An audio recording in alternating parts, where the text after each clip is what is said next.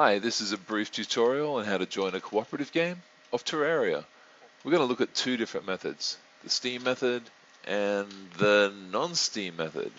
Now, for the Steam method, you're going to need each computer to have a connection to the internet, and also the Steam client installed, and to be logged in on a separate account on each machine.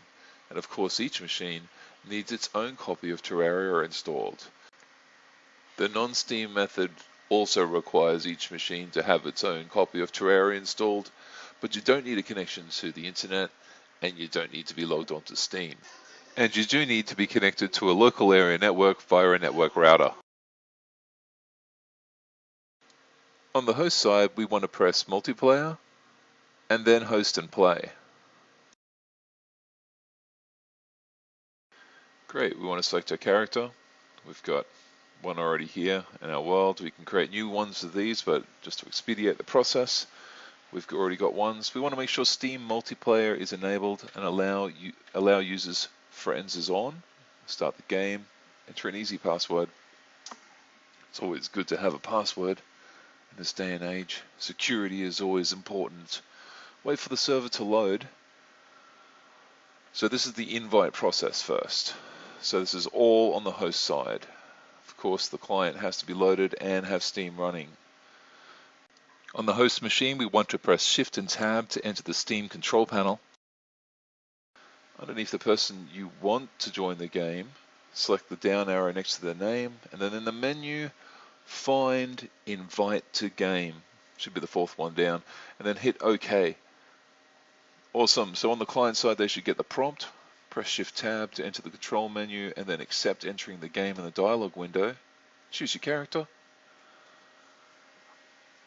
And away we go. We've got to join the password. Make sure you tell your friend that password. And there we go. And that works over the internet, of course, as well, and locally. As long as both people are connected to Steam and online, that'll work fine. Now, that was all the host side. The client can join an existing game if a friend has started a Terraria game. So we'll just exit out. So the client's just got to press Shift Tab to enter the Steam menu. Then under the friend's name who has the Terraria name going, just select Join Game. Off we go. Make sure you know the password. See, this is why it's good to have a password. Stops riffraff from joining. And then in you go. Great. So this is all works if you're online on Steam, whether locally or on the internet. But now, of course, if you're not online, if you just got a local area connection, there's this method. So just get the client to leave. I'll leave as well. Okay, just back to the Terraria menu. And we want to go to host and play. We don't want to go by join via Steam. We want to go multiplayer and then host and play.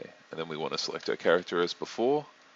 Not a new character, just an existing one, an existing world. Now, Steam multiplayer disabled. This will work if you're offline as well. And then hit start.